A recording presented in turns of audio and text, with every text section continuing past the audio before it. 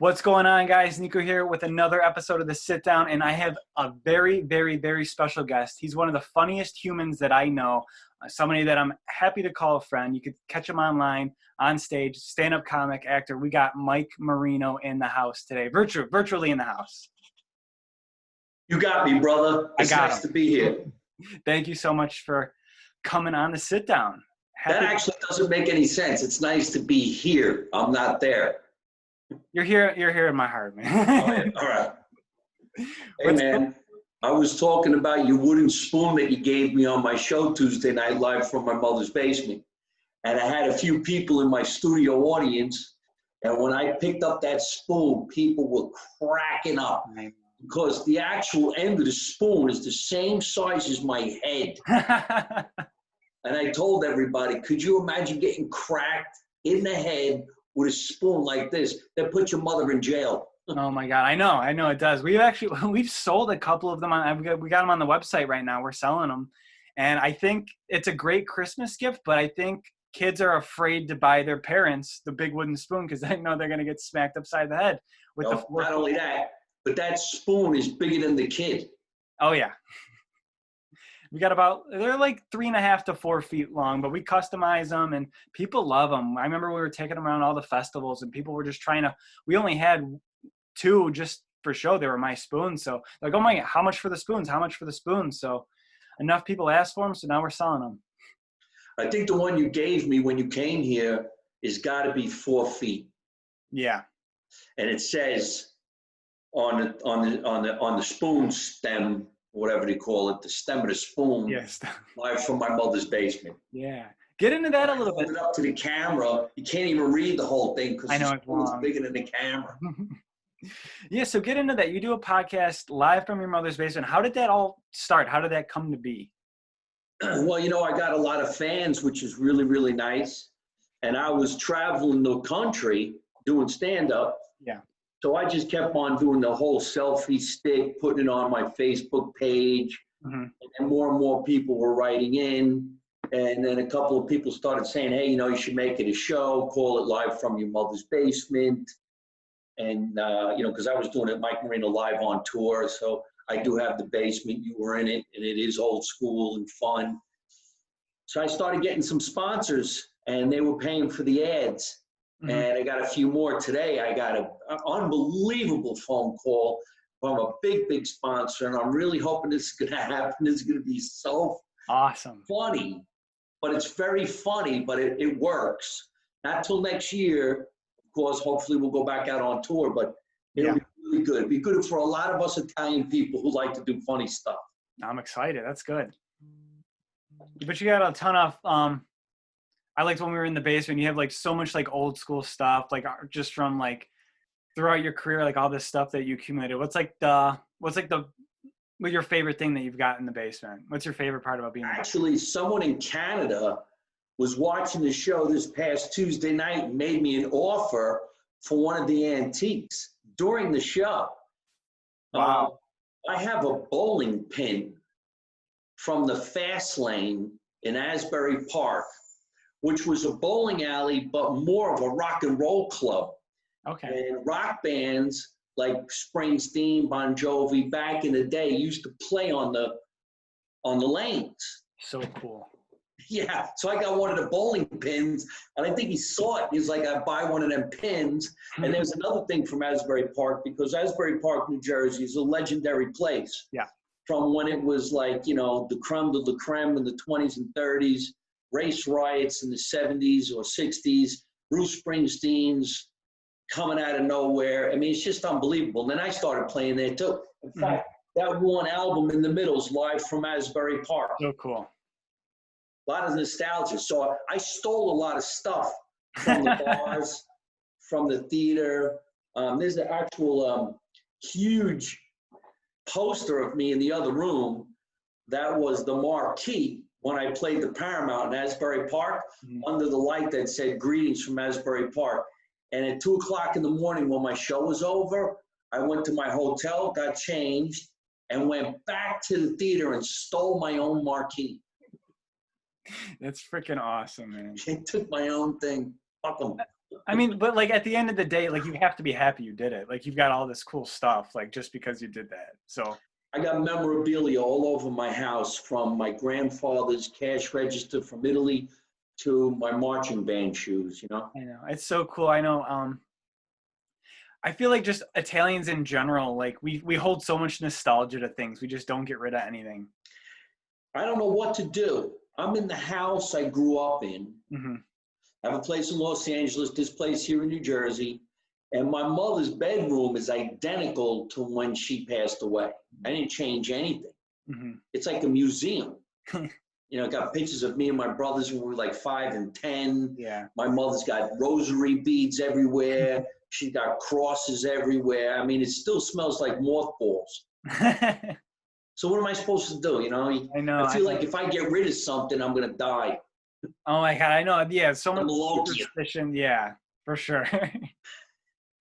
I know my dad he just throughout the years, all the things that he's had like, he just accumulates stuff and just never gets rid of it. Like he's got old car parts from stuff that he's never going to use, the wine presses, all this just crazy. We have, for some reason, just a giant clock in the basement. It's just a giant clock. And we have no idea, like, what are we supposed to do with this giant clock? Might be worth money.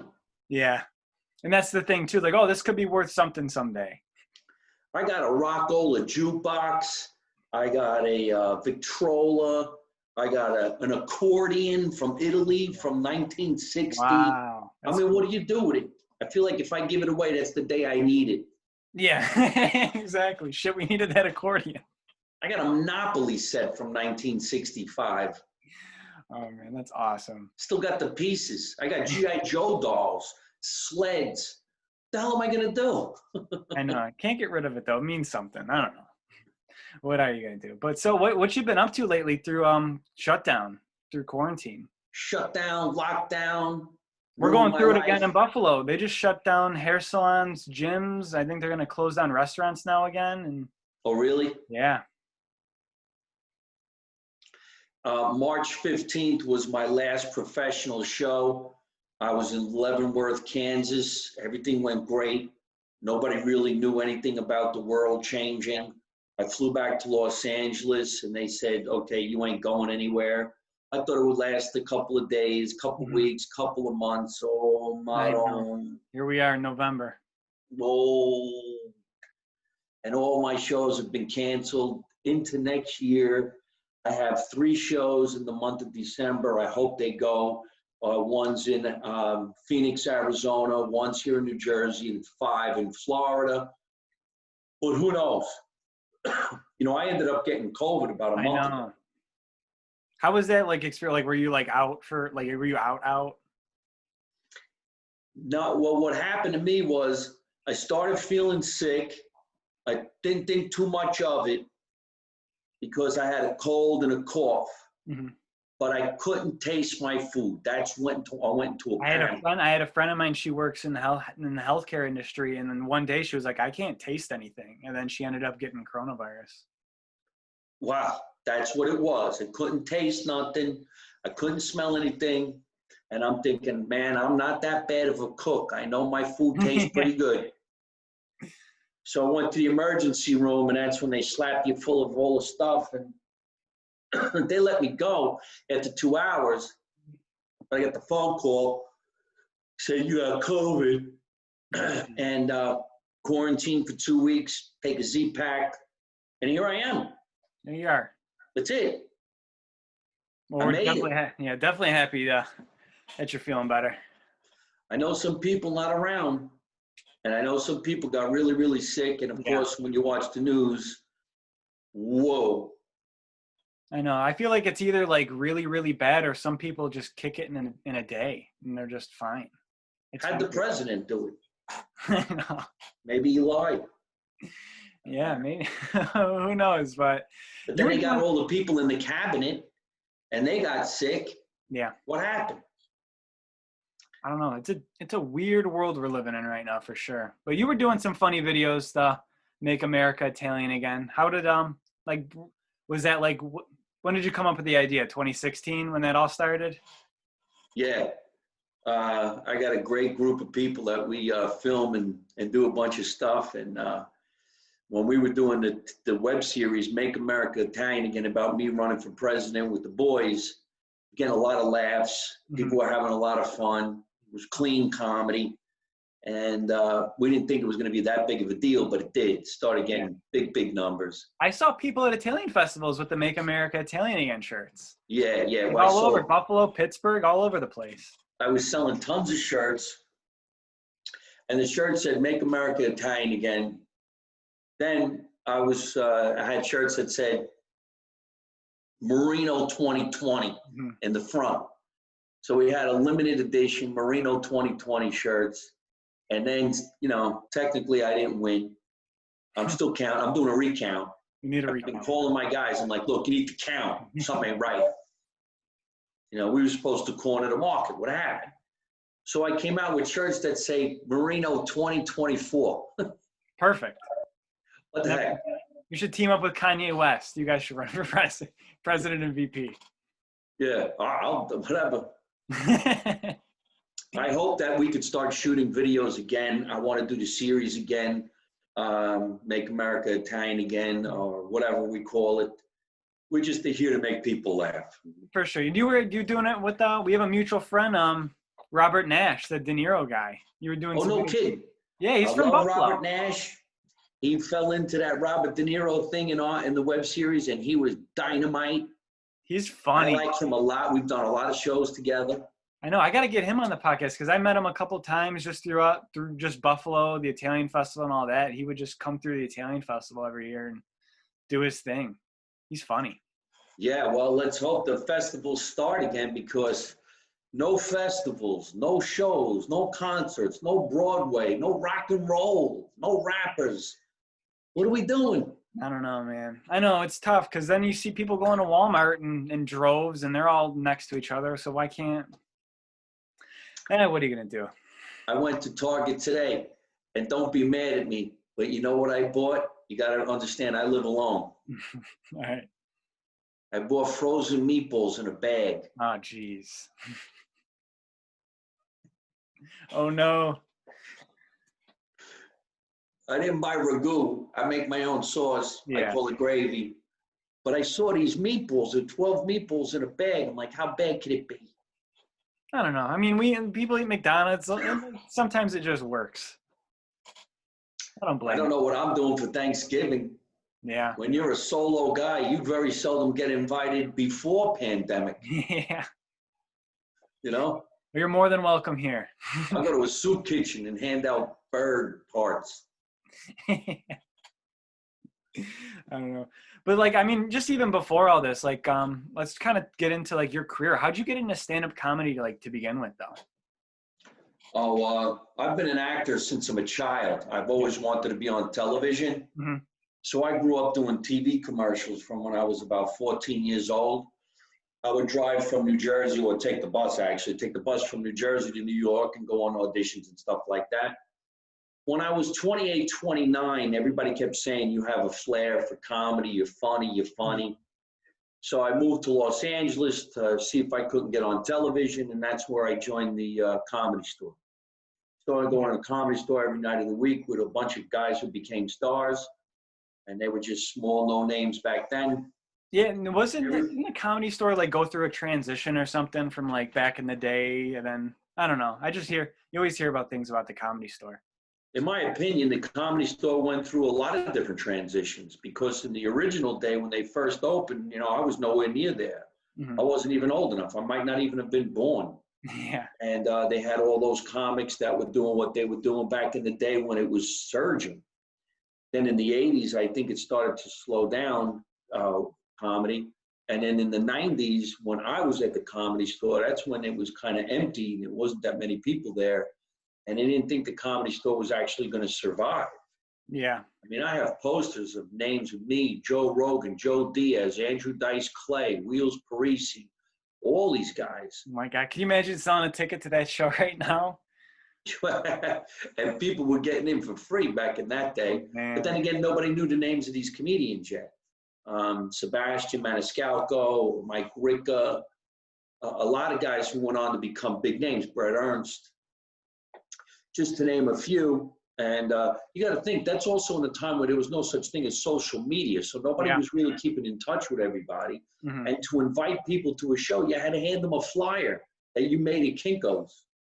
I know. A different world. So, you know, some guys sell out Madison Square Garden these days.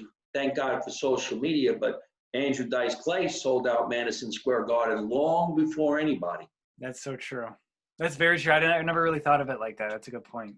Yeah, no social media. So that's what cut my teeth, and that's what got me into stand-up. But now I'm addicted. And before the COVID hit, you know, I was lucky enough to be doing, you know, some theaters where there were 1,000, 1,500 people. It's awesome. Coming to see me talk about whatever it is that I wanted to talk about. Now, I remember when, because you actually got me in touch with Tammy Pescatelli originally. She was the first person I did a podcast with, the Wooden Spoon. So thank you for that. But she was telling me that back in the day, she would do bits about being Italian American, and they would kind of like her people and management would like almost steer her away from doing like Italian content. Did that ever happen to you? Yeah. And I'm sorry I didn't mention her name because she's in that category, the Comedy Store, and I'm good friends with Tammy. And she's awesome. She's hilarious. She was kicking butt back in the day as well as a female, because there weren't that many females kicking ass like she was. Mm-hmm. There was a good amount, but she was one of the top names in the 90s as far as I'm concerned, and still is. We've done a lot of shows together. Yeah, there were times where people would say, too Italian, too much of this, too much of that. But, you know, everybody's got an opinion. Yeah. Just the other day, I was watching Ray Romano at Just for Laughs Comedy Festival, probably the early 80s, late 70s. All he talked about was living at home with his mother in the basement, having chairs with the plastic on it, and how to ask for food. And his whole set was about being Italian. And he ended up getting a TV series. Yeah. So, yeah. The truth is what's funny. Mm-hmm. Now, you could stop people from talking about dating. Mm-hmm. Every new comedian, every new person on the block talks about dating because that's what's going on in their life. For sure. I know, like one of my, like, this is probably one of my favorite all-time sketches before, like, we were even in touch, like, your Italian for President, the Italian American President sketch. I think that was one of my favorites of, like, all-time bits. It's crazy how that happened because I didn't even think that was one of my big bits. Mm-hmm. I didn't think that was a big part of my repertoire. I was doing, like, all kinds of other stuff. But I did that on the Byron Allen show, mm-hmm. and for some reason or other, that just ignited a frenzy around the world, man. The first year, I think it was at like 5 million views. The second, third year, it hit like 16 million. Oh, jeez. I know that's. And that's also just before YouTube and just before social media. So I didn't even get anything other than a little bit of fame.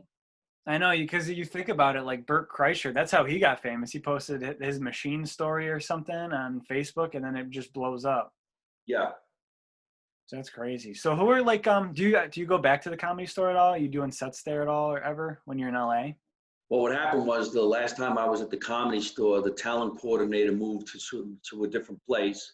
So I started playing the Laugh Factory, and the Laugh Factory became my home club. And I was managed by the club for a little while, so I didn't go back to the Laugh Factory. It's been a really long time. I mean, I would like to. Now, of course, these clubs aren't even open, so who knows what the hell's going to happen. I know, it's so sad because, I mean, like, even like all the Helium clubs, Helium's the big club over here, but like there's nothing. And that's like the one I was saying the other day, I was like, that's the one thing that I miss more than anything, not going to get drinks. Like, I miss going to see comedy shows because that's like, I love stand-up comedy. That's like one of my favorite things to listen to is stand-up. So what's the story with Helium? Do you know? I don't know anything. I just know that they're not allowed to do shows. I mean, we have a very strict governor. I guess that's all I'll say. And not really allowed to do much. Yeah, there's a lot of people talking about what's going on in the world. And of course, most of the entertainment places are closed because, you know, it's not like they were really going there for food, get snacks. Now, did you think about doing like outdoor shows? Did you do anything like that? Because I know people were going. Yeah. I did a series of outdoor shows, maybe 500 people, 300 people.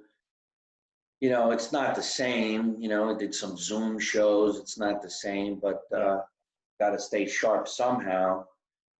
I'm hoping that the vaccine comes around, cures everybody, and then we go back to being normal.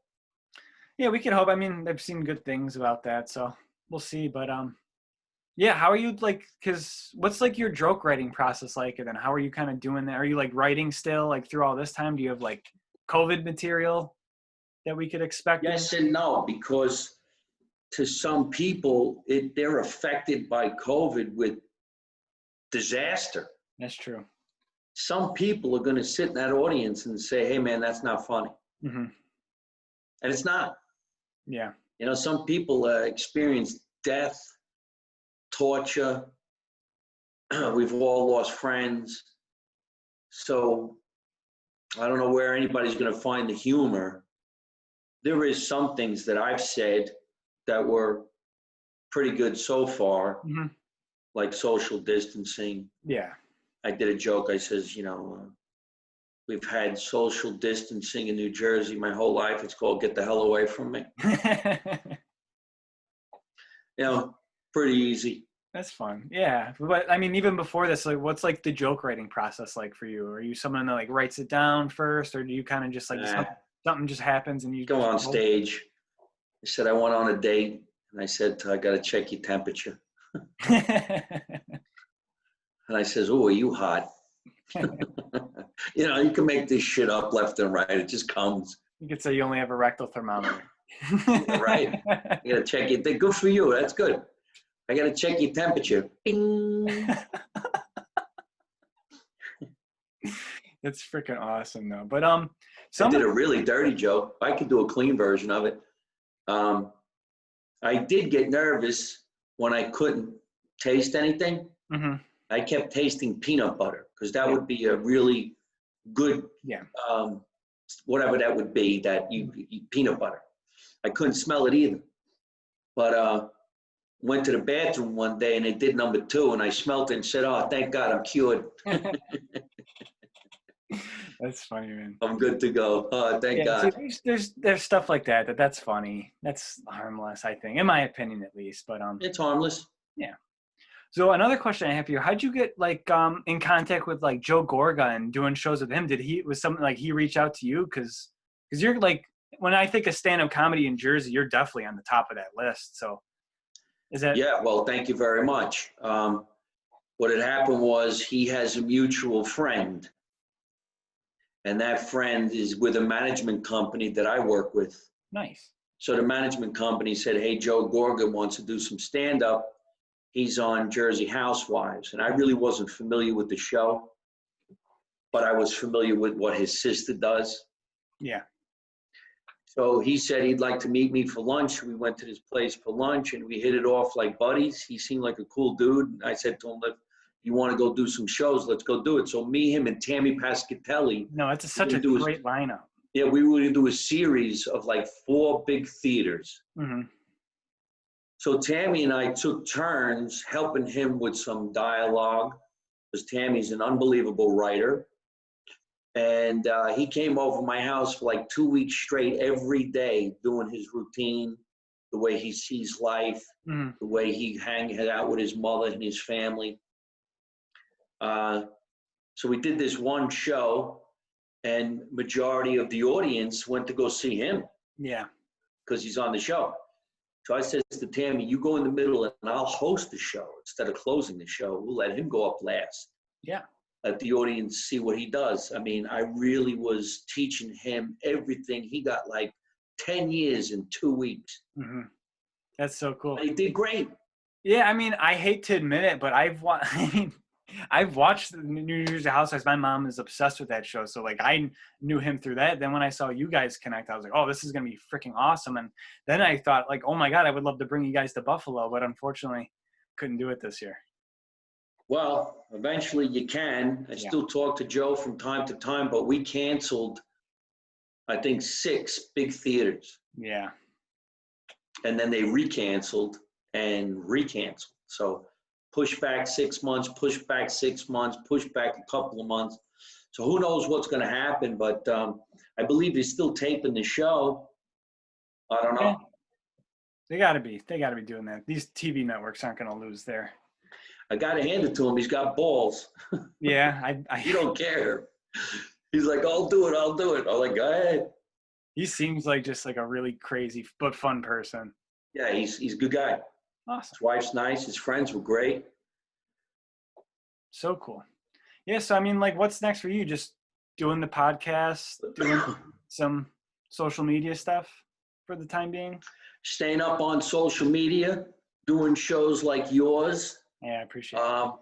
Push me on everything you want. Tell everybody. So you could use my bits all over your sites, no problem.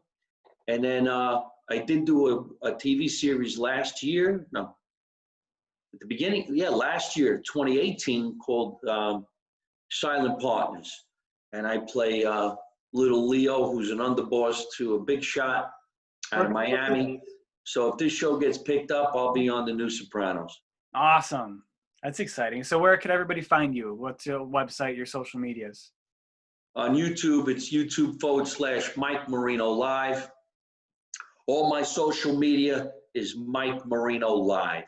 Awesome. And then we'll put that in the description. But Mike, I can't thank you enough for being on the show. I hope that we could call each other friends, and I'm happy to. But we're friends, man. Let's make some stuff happen. Come over. I need a new spoon. I can't get the spoon you gave me in the pot. It's too big. Okay, we'll thin one out. It's too big. But I mean, I'm a huge fan too, even before we connected. So I can't thank you enough for being on the show. We'll stay in touch, and hopefully the new year comes around. We'll do some stuff together, do some shows, some podcasts, and have a lot of fun. You have my cell phone number. Remember, you don't know nothing, you don't see nothing, you don't say nothing, then don't take no shit from nobody. Awesome. Well, that'll do it, guys. Thanks. This is another episode of The Sit Down. Go follow Mike everywhere on social media. Listen to his podcast. Honestly, one of the funniest people I know. So take care, guys.